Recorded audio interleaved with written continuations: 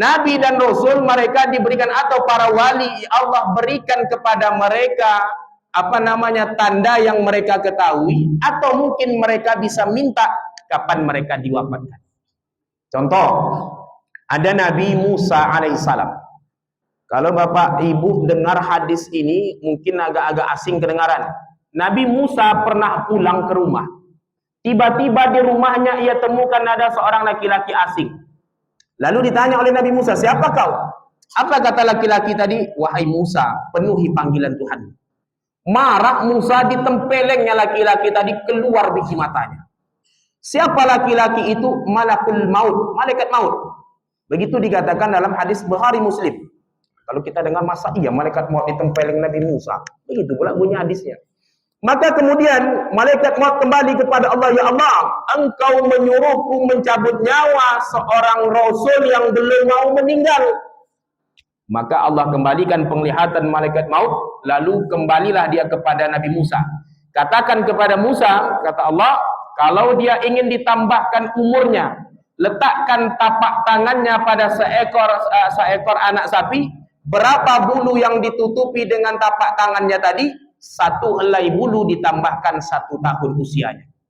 Kalau sudah habis bagaimana? Kata Nabi Musa. Kalau sudah habis maka kau kan meninggal. Kalau begitu wafatkan saja aku sekarang, tapi dekatkan makomku 1 lemparan batu dari Baitul Maqdis. Nabi Musa bisa minta kapan dia ingin diwafatkan. Maka Bapak Ibu sekalian, maka sebagian ulama nanti mengatakan, idza ja'a nasrullah itu surat yang terakhir yang Allah turunkan. Kalau kita baca dalam Al-Quran, apa surat pertama dalam Al-Quran itu, Bu? Al-Fatihah. Surat yang terakhir, An-Nas. Tapi urutan di dalam mushaf itu tidak sesuai dengan waktu turun. Kalaulah sesuai dengan urutan turun, maka yang pertama bukan Al-Fatihah, tapi Iqra bismi rabbikal ladzi khalaq. Lalu apa urutan terakhir? Idza ja'a nasrullah, yang diturunkan 1 surat lengkap. Kalaupun ada diturunkan setelah itu cuman ayat per ayat bagian dari surat sebelumnya. Seperti ada yang menyebut ayat terakhir itu yang turun, al-yauma akmaltu lakum dinakum wa atmamtu alaikum ni'mati wa raditu lakumul Islam madinah. Maka Bapak Ibu sekalian, ini contoh. Lalu dari mana Ibnu Abbas menyebut itu tanda Nabi akan meninggal? Kata Ibnu Abbas, Nabi Muhammad SAW itu diperintahkan menyebarkan agama Islam untuk meluruskan akidah umat. Kapan selesai tugas Nabi? Ketika umat Islam mendapat kemenangan, orang masuk Islam berbondong-bondong, itu tanda selesailah tugas Nabi.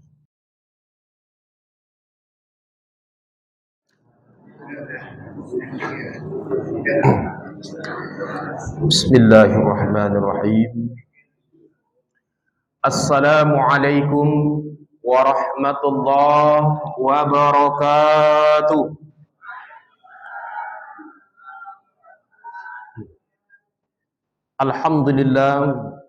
Alhamdulillahilladzi arsala rasulahu bil huda wa dinil haqq liyuzhirahu 'alad dini kullihi wa kafa billahi syahida.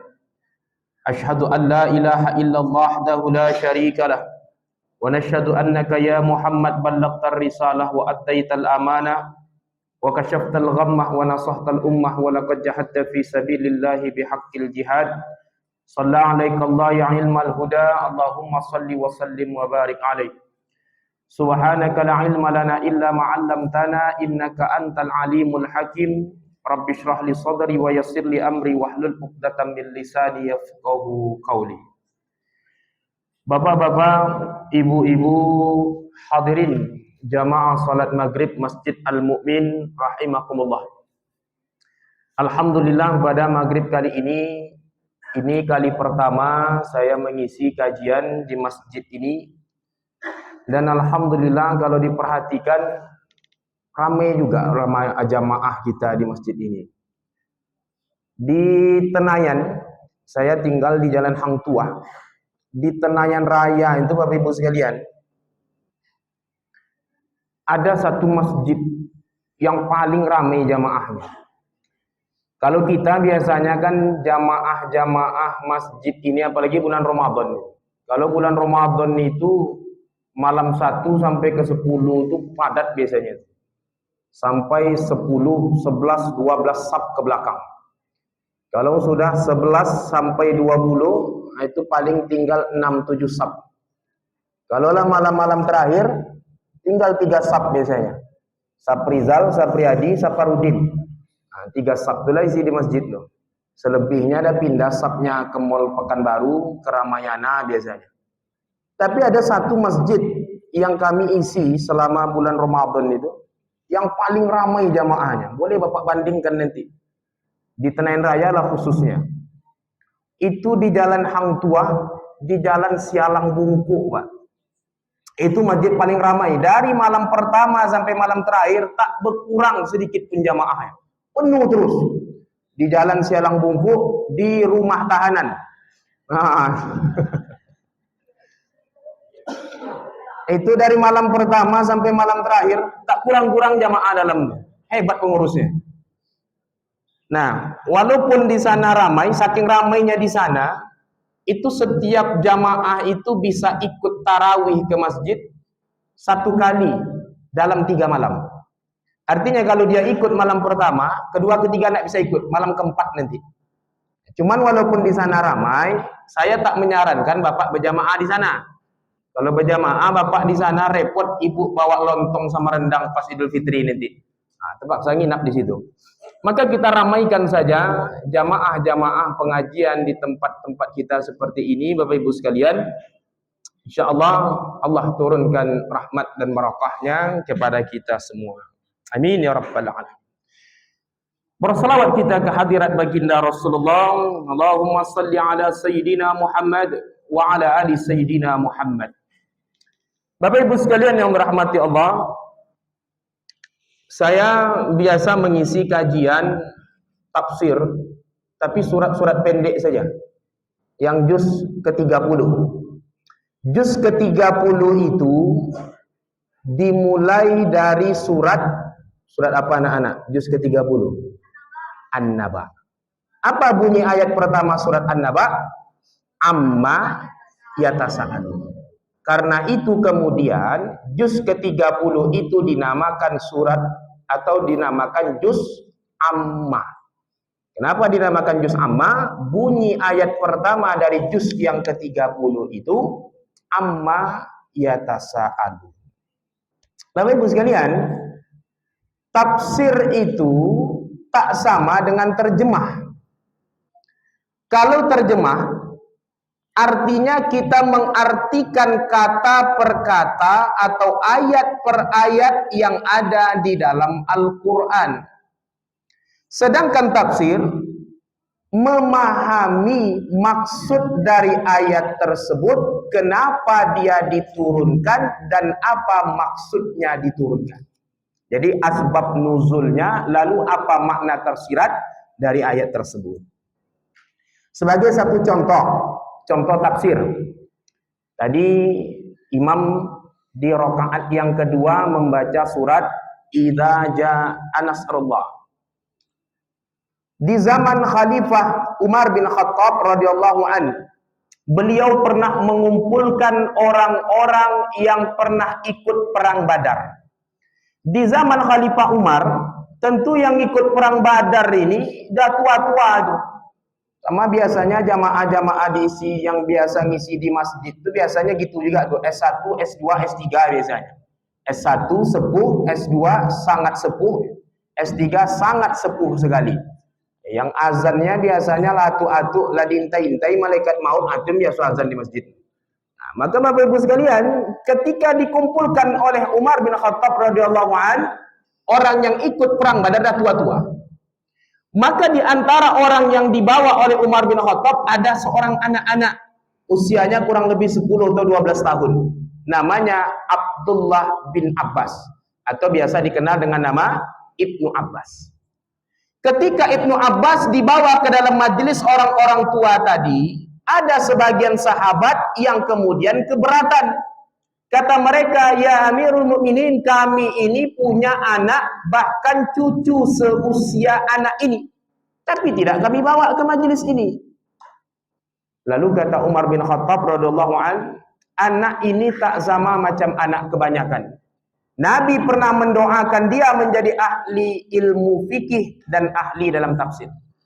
Maka untuk menguji kehebatan Ibnu Abbas, Umar bin Khattab bertanya kepada para sahabat, tahukah kalian apa maksud diturunkan surat Idza Ja'a Nasrullah?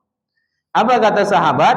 Idza Ja'a Nasrullah itu diturunkan sebagai informasi kaum muslimin akan mendapatkan kemenangan, kota Makkah akan kita rebut kembali, orang akan masuk Islam berbondong-bondong, lalu kita diminta bertasbih, bertahmid dan istighfar. Itulah maksudnya. Lalu oleh Umar bin Khattab ditanyalah kepada Ibnu Abbas, betul tidak itu maksud diturunkan surat Idza Ja'a Nasrullah? Apa kata Ibnu Abbas? Tidak. Surat Idza Ja'a Nasrullah itu Allah turunkan sebagai tanda Nabi akan meninggal dunia. Coba kalau kita baca Idza Ja'a, dari mana ada kalimat menyebutkan Nabi akan meninggal di situ? Tapi kata Ibnu Abbas, surat itu adalah surat petanda ajal Nabi akan datang. Kalau kita manusia secara umum, Bapak Ibu sekalian, tak bisa kita mengetahui kapan ajal kita akan datang.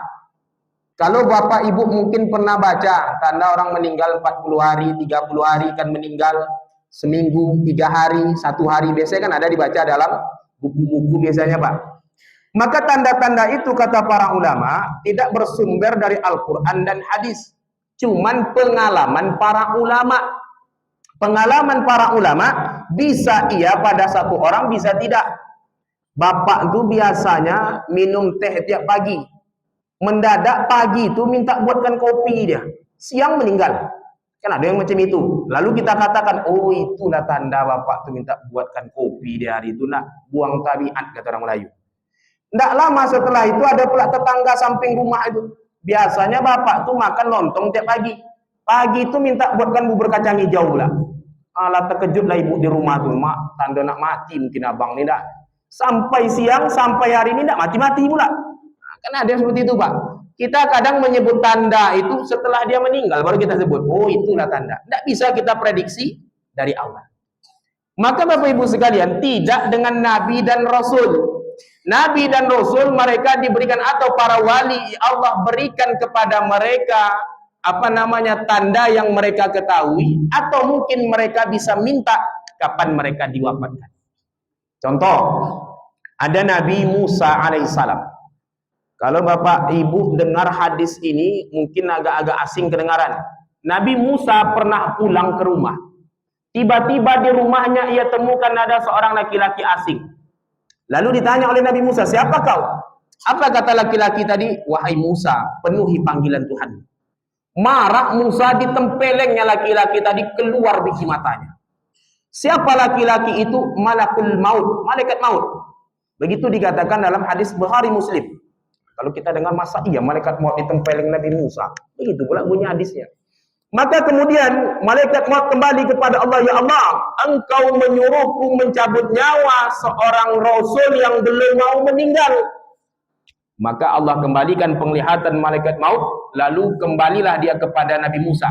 Katakan kepada Musa, kata Allah, kalau dia ingin ditambahkan umurnya, letakkan tapak tangannya pada seekor anak sapi. Berapa bulu yang ditutupi dengan tapak tangannya tadi? 1 helai bulu ditambahkan 1 tahun usianya. Kalau sudah habis bagaimana? Kata Nabi Musa. Kalau sudah habis, maka kau kan meninggal. Kalau begitu, wafatkan saja aku sekarang, tapi dekatkan makomku 1 lemparan batu dari Baitul Maqdis. Nabi Musa bisa minta kapan dia ingin diwafatkan. Maka Bapak Ibu sekalian, maka sebagian ulama nanti mengatakan, Idza Ja'a Nasrullah itu surat yang terakhir yang Allah turunkan. Kalau kita baca dalam Al-Quran, apa surat pertama dalam Al-Quran itu Bu? Al-Fatihah. Surat yang terakhir, An-Nas. Tapi urutan di dalam mushaf itu tidak sesuai dengan waktu turun. Kalaulah sesuai dengan urutan turun, maka yang pertama bukan Al-Fatihah, tapi Iqra bismi rabbikal ladzi khalaq. Lalu apa urutan terakhir? Idza Ja'a Nasrullah, yang diturunkan 1 surat lengkap. Kalaupun ada diturunkan setelah itu cuman ayat per ayat bagian dari surat sebelumnya. Seperti ada yang menyebut ayat terakhir itu yang turun al-yauma akmaltu lakum dinakum wa atmamtu alaikum ni'mati wa raditu lakumul Islam madinah. Maka Bapak Ibu sekalian, ini contoh. Lalu dari mana Ibnu Abbas menyebut itu tanda Nabi akan meninggal? Kata Ibnu Abbas, Nabi Muhammad SAW itu diperintahkan menyebarkan agama Islam untuk meluruskan akidah umat. Kapan selesai tugas Nabi? Ketika umat Islam mendapat kemenangan, orang masuk Islam berbondong-bondong, itu tanda selesailah tugas Nabi. Karena itu di akhir ayat Allah perintahkan untuk istighfar. Bukankah istighfar itu tanda kita selesai melakukan amal ibadah? Kita kalau selesai sholat apa yang mau baca Pak? Astaghfirullah. Kan selesai sholat tuh.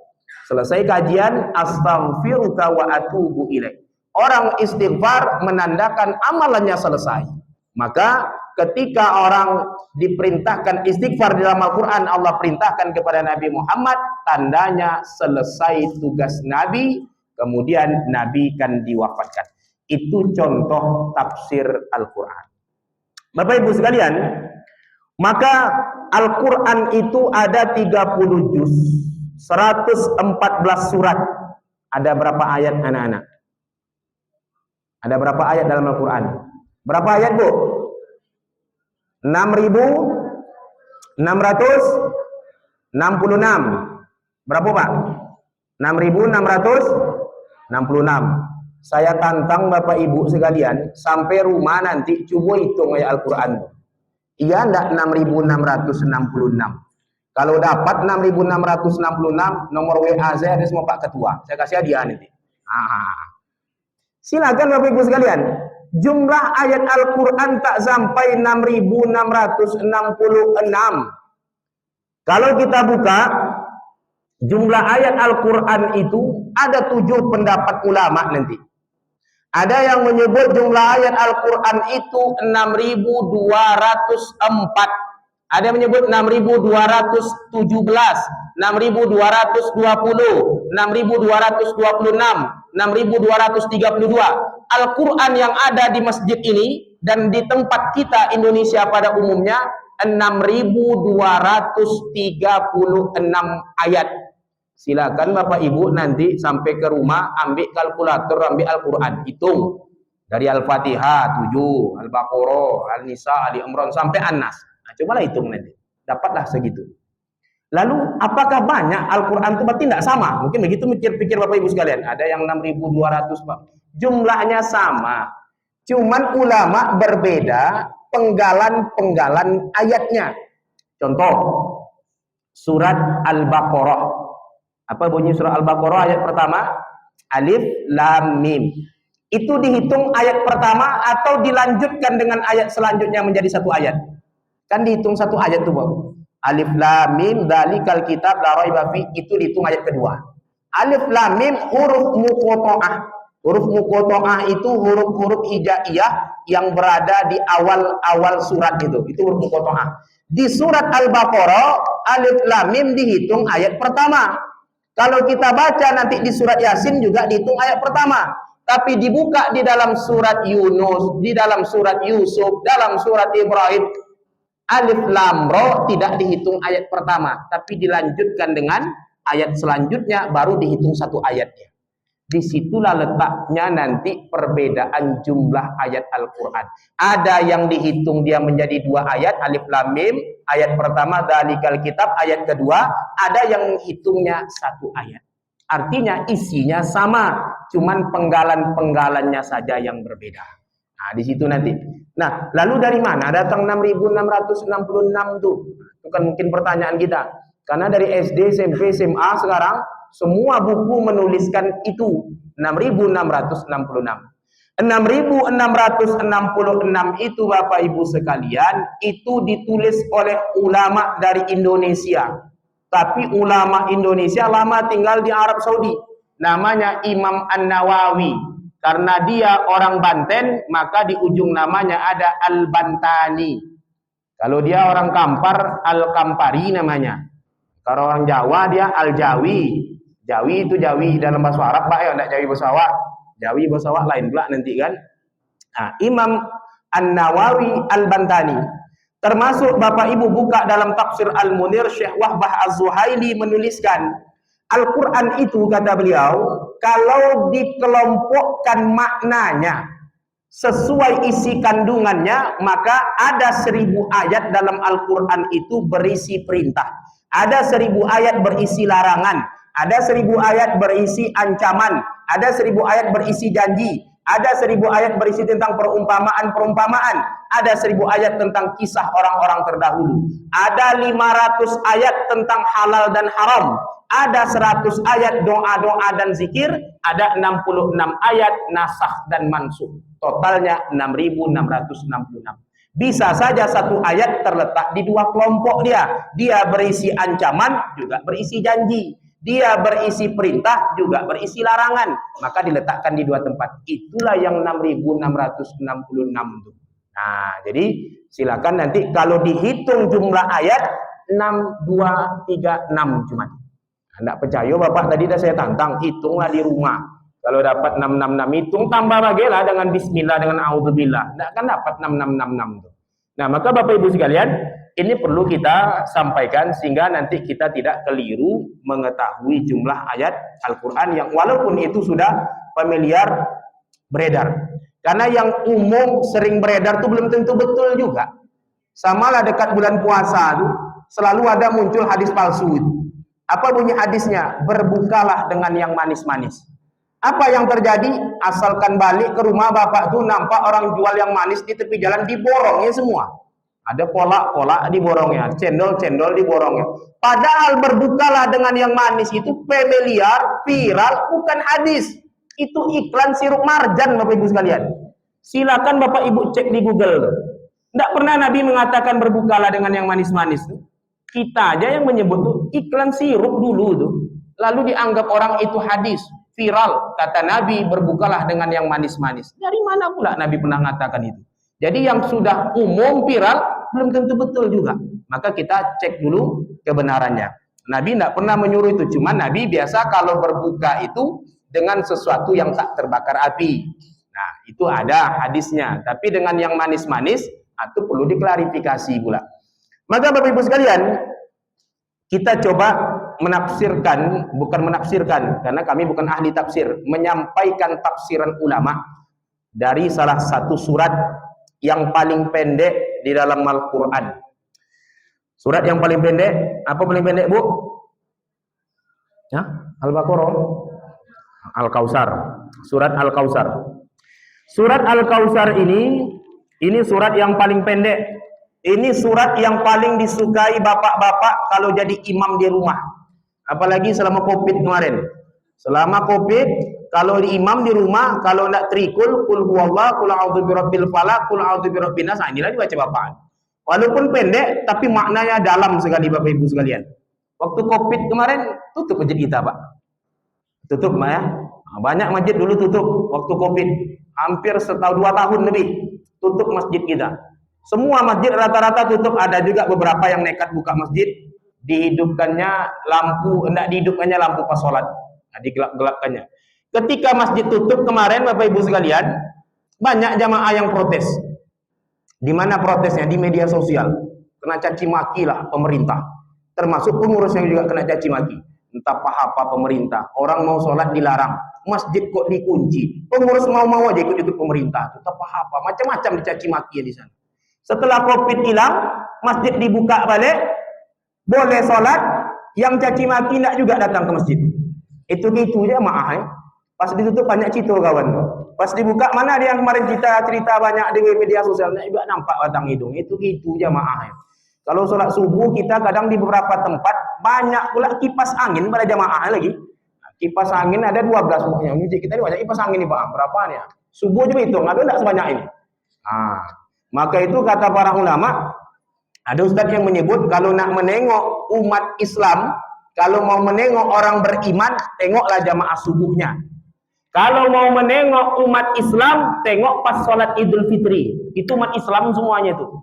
Kalau mau menengok yang beriman, tengoklah pas sholat subuh. Kalau mau menengok umat Islam, tengok pas Idul Fitri.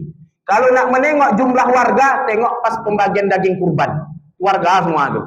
Sholat enggak sholat kawan tuh pas daging kurban dia duluan paling depan tuh. Nah, warga wah gitu kan. Saya warga nih dia, tak dapat kupon ngamuk dia. Sholat tadi gimana entahlah. Penting dia warga begitu kan. Nah, itu jumlah warga semua tuh ada tuh di pembagian daging kurban itu. Bapak Ibu sekalian, kita coba ambil penafsiran karena waktu kita singkat. Surat Al-Kautsar. A'udzubillahi minasyaitonirrajim. Bismillahirrahmanirrahim. Inna a'tainakal kautsar. Fashalli li rabbika wanhar. Inna syani'aka huwal abtar. Pada ayat pertama Allah katakan sesungguhnya kami memberikanmu Al-Kautsar. Kita masuk dulu pada pemahaman apa arti kami dalam Al-Qur'an. Ada sebagian kita yang mengatakan Tuhannya umat Islam itu banyak. Apa sebab? Banyak kata kami dalam Al-Quran. Karena gitu, kalau kita baca.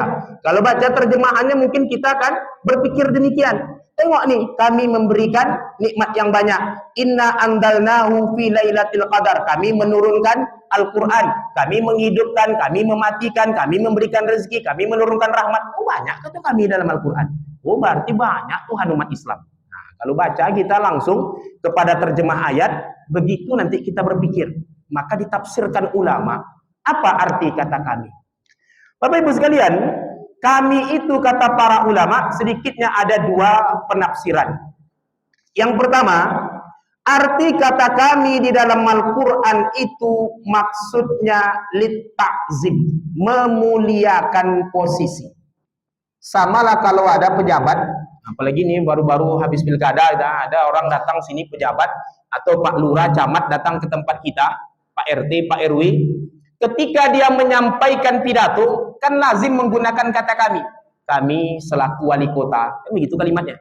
Kami selaku RW, saya atau kami sebagai RT. Kenapa kami yang dipakai lit ta'zim? Samalah dengan bahasa Arab, kita ngucap assalamualaikum. Kita kan ngomong, kalau kita ngucap salam, Pak, assalamualaikum. Apa arti kum itu? Kum itu kan artinya kalian itu sebenarnya. Karena dalam bahasa Arab itu beda orang, beda jenis kelamin, beda jumlah, harusnya beda kata gantinya. Kalau kamu laki-laki satu orang, apa bahasa Arabnya? Anta. Kalau kamu perempuan satu orang, anti. Kalau bencong, antu. Ini enggak ada Pak yang ketiga tuh, yang ada dua aja anta sama anti. Ada kawan tuh laki-laki agak-agak lain enggak ya, sedikit antu berarti kawan. Kalian berdua antuma, kalian laki-laki antum, kalian perempuan antunna, dia laki-laki huwa, mereka berdua huma, mereka laki-laki hum, dia perempuan hiya, mereka berdua huma, mereka perempuan hunna, kami nahnu saya ana, kan begitu.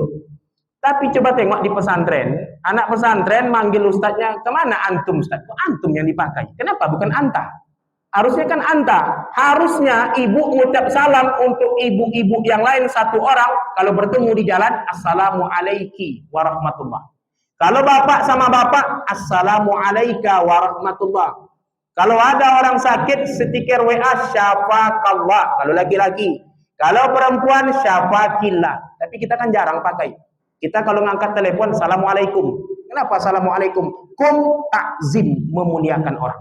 Maka untuk memuliakan boleh jamak dipakai. Saya diganti kami, kamu diganti kalian untuk memuliakan. Begitu dalam kaidah bahasa Arabnya. Yang pertama. Yang kedua, kata kami juga dipahami ada campur tangan makhluk di dalamnya. Ketika Allah katakan kami menurunkan Al-Quran, yang menurunkan Allah, tapi malaikat Jibril yang menyampaikan. Kami mematikan, kata Allah, yang mematikan Allah, tapi malaikat maut yang mengeksekusi. Kami menghidupkan, yang menghidupkan Allah, tapi ada malaikat yang meniupkan ruh. Itu maksud kata kami. Kami memberikan rezeki, yang memberikan rezeki Allah, tapi malaikat rahmat yang menyampaikan. Kata Nabi, malaikat rahmat kan masuk ke dalam tiap-tiap rumah. Selagi rumah itu tidak ada anjing di dalamnya dan tidak ada patung yang dipajang. Kalau ada patung, ada anjing, tidak masuk malaikat rahmat ke rumah kita. Tapi yang tak masuk malaikat rahmat, malaikat maut masuk. Nah, ada situ loh Pak. Bapak tuh udah sakit lama, diletaknya patung besar-besar dalam rumah biar enggak masuk malaikat maut. Itu enggak ada cerita itu. Maka Bapak Ibu sekalian, itu makna kata kami dalam Al-Qur'an. Itu contoh tafsir tadi. Kalau enggak kita tafsirkan ayat itu, orang bisa nanti keliru menganggap Tuhan itu banyak. Nah, itu contoh arti kata kami di dalam Al-Qur'an. Kemudian Bapak Ibu sekalian, inna a'tainaka, sesungguhnya kami memberikan kepadamu. Ka di sini maksudnya kepada Nabi Muhammad supaya tidak multi tafsir pakai ka. Ada nanti beberapa kalimat yang Allah khususkan ka saja. Al-Kautsar, kami memberikan kepadamu Al-Kautsar. A'ta itu fi'lul madhi, masa lampau atau sesuatu yang sudah pasti. Kami memberikan kepadamu Al-Kautsar. Al-Kautsar itu banyak sekali tafsirnya. Ada kurang lebih 20 penafsiran ulama tentang makna Al-Kautsar. Ada yang menyebut Al-Kautsar itu maksudnya adalah bukan nama, tapi diartikan secara harfiah nikmat yang banyak. Lalu dipahami pula nikmat yang banyak yang mana yang dapat oleh Nabi itu. Ada yang menyebut Al-Quran, ada yang menyebut sahabat yang banyak, ada yang menyebut kenabian, ada yang menyebut syafaat, ada yang menyebut pula kemuliaan Nabi itu ditinggikan derajatnya. Nabi itu tinggi derajatnya Bapak Ibu sekalian. Dikaitkan nanti dengan surat Al-Insyirah. Dalam surat Al-Insyirah Allah katakan wa rafa'na laka zikrak. Kami tinggikan penyebutan namamu. Apa kemuliaan Nabi ditinggikan penyebutan namanya? Satu, nama Nabi itu selalu disandingkan dengan nama Allah. Asyhadu an la ilaha illallah, asyhadu anna Muhammadar Rasulullah. Orang masuk Islam wajib baca itu. Ibu di dalam sholat, bapak dalam sholat wajib dibaca itu. Kapan? Pas tahiyat akhir. Itu kan termasuk rukun qauli di dalam sholat. Muazzin ketika mengumandangkan azan wajib dibaca itu. Orang nanti mengumandangkan iqamat wajib gak dibaca itu. Disanding nama Allah dengan nama Nabi Muhammad sallallahu alaihi wasallam. Yang kedua, makna ditinggikan derajat Nabi itu penyebutan namanya, menyebut nama Nabi dengan sholawat itu dihitung zikir berpahala. Kalau nyebut-nyebut nama presiden di kedai kopi itu tidak berpahala, gibah jadinya. Banyak dosa kita dapat. Oh si anu tuh begini, si anu tuh begini gitu kan. Tapi menyebut nama Nabi dengan sholawat itu dihitung sebagai zikir dan mendapat pahala. Bahkan di dalam beberapa amalan menyebut sholawat itu menjadi wajib. Kapan contohnya kita wajib bersolawat? Kapan Pak?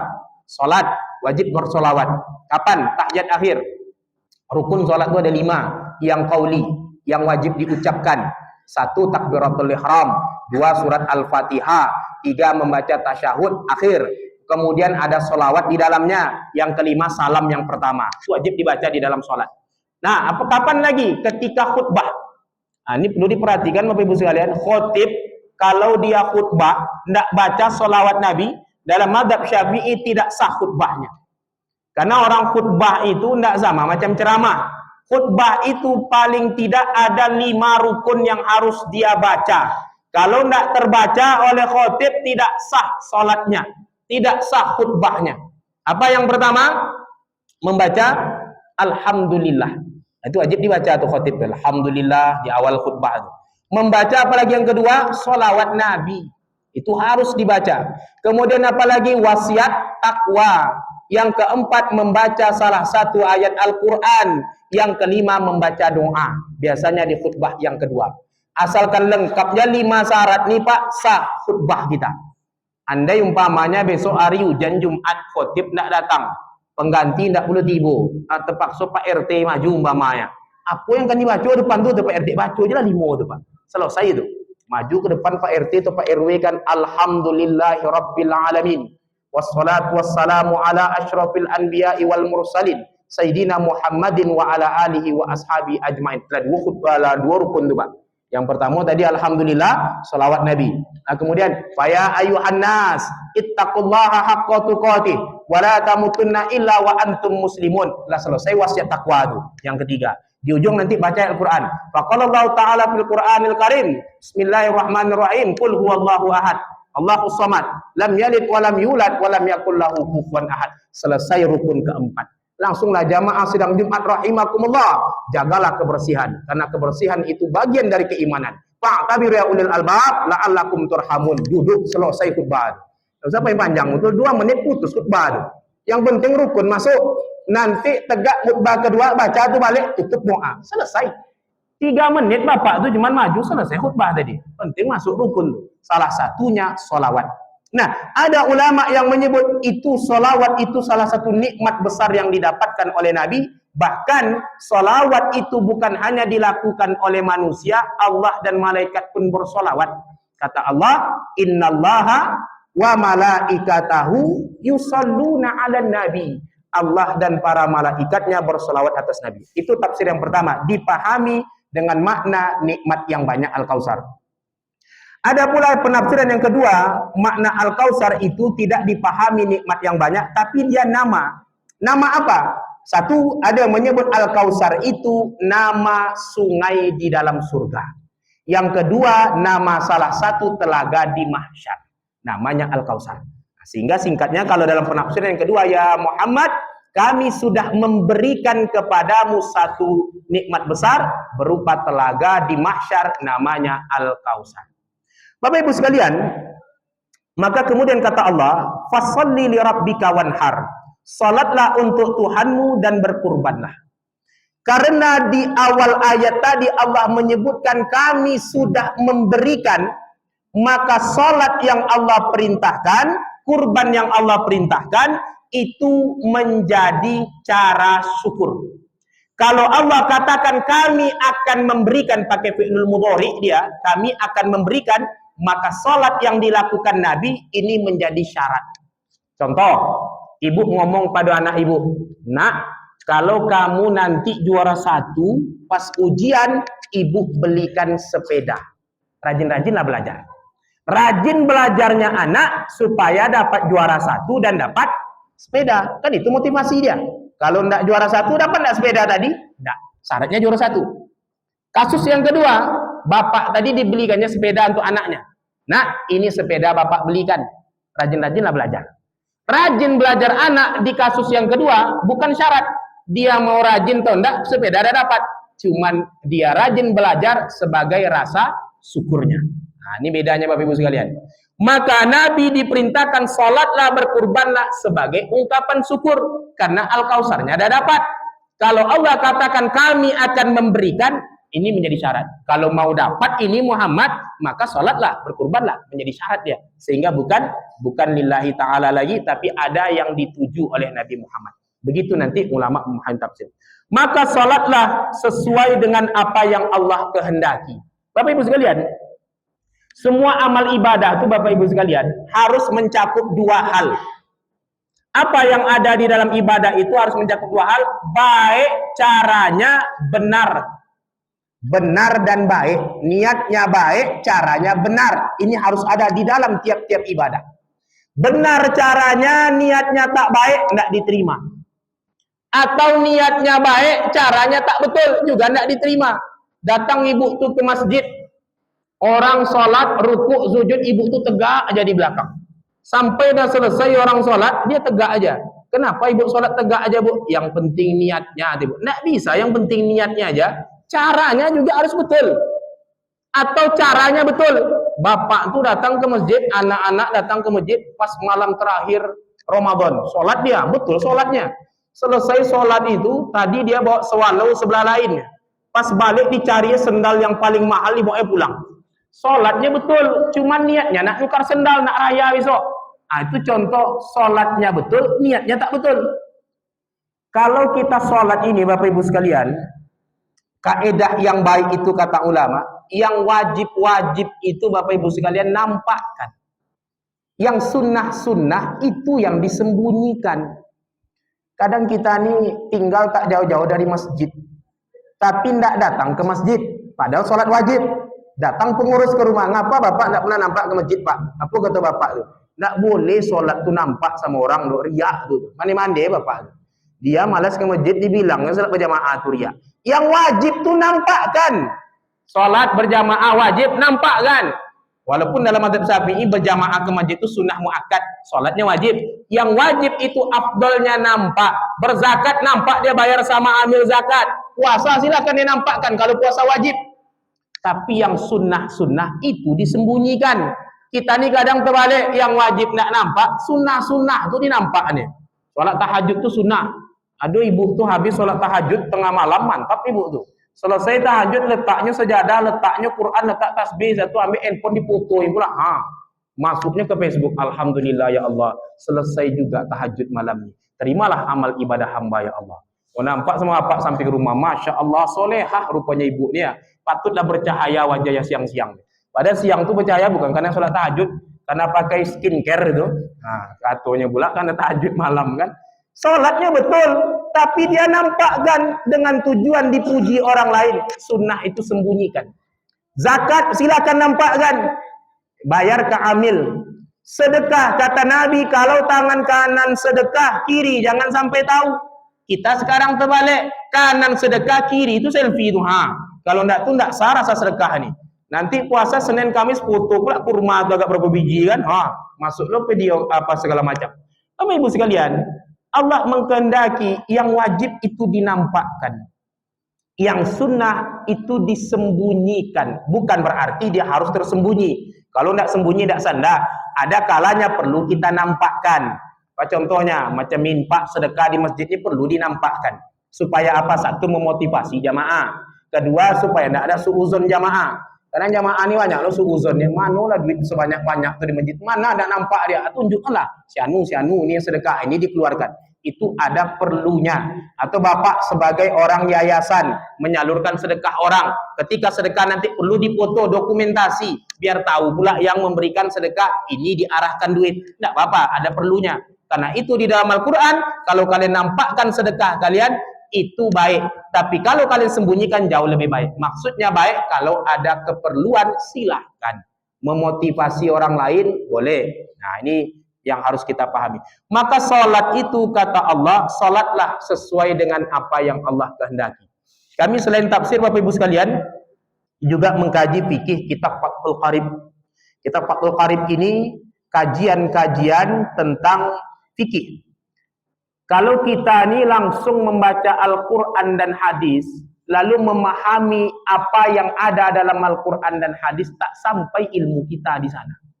Maka ada ulama yang hafal Quran, hafal ribuan hadis, dia baca, dia dapat kesimpulan hukum. Kita mengikut ke ulama itu. Ini yang disebut ulama mazhab, bermazhab kita ke dia. Dia yang dapat menyimpulkan hukum. Kita ini tidak. Makanya kita ittiba kepada dia. Dia mujtahid namanya. Itu ulama-ulama mazhab. Nah, isi matan-matan yang dia dapatkan itu dituliskan di kitab-kitab klasik itu. Itu yang kita pelajari. Kita kalau langsung baca Al-Quran, langsung baca hadis itu bingung kita nanti. Contoh, saya kasih satu contoh. Di dalam hadis Nabi menyebut sholat itu sunnah menggunakan sendal. Kalau ibu baca hadis ini, oh ini ada hadisnya. Cobalah bawa sendal ke Masjid Al-Mu'min nih. Kalau tidak mengamuk pengurus. Kata ibu tuh, ini hadisnya nih, bacalah hadis itu. Hadis memang betul. Tapi kita tidak tahu konteks hadisnya. Nabi menyebut itu di zaman Nabi masjid itu tidak pakai sajadah, tidak ada kipas angin, tidak ada AC, pasir. Silakan pakai sendal. Nah, tapi kata Nabi kalau di bawah terompa kalian ada najis kotoran tanah untuk mensucikannya, gosokkan ke tanah. Ini hadis ini memang sahih, tapi memahaminya tengok konteksnya. Kalau langsung dari hadis langsung awak terapkan di masjid, tidak selesai urusan kita nanti ini panjang.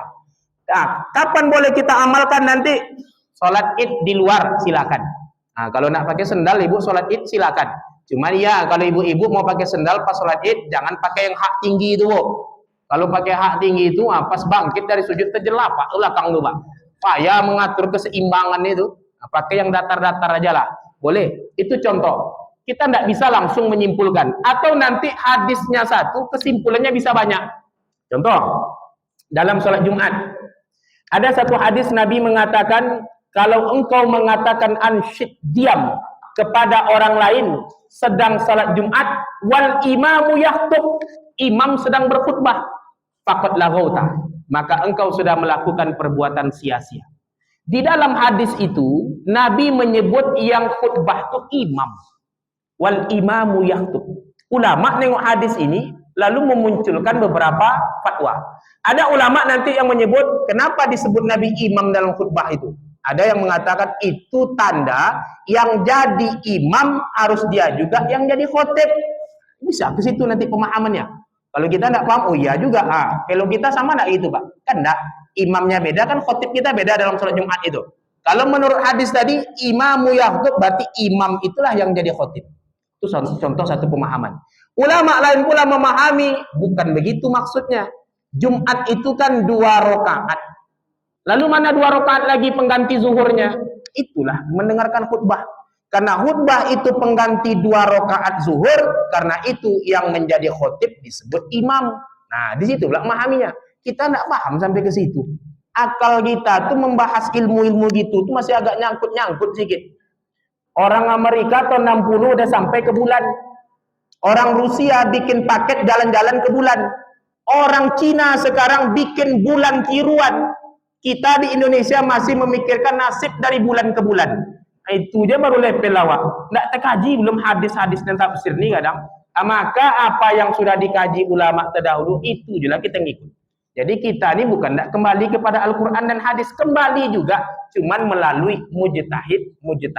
Karena mereka yang ahli, mereka menyimpulkan hukum, bermazhab kita kepada mereka.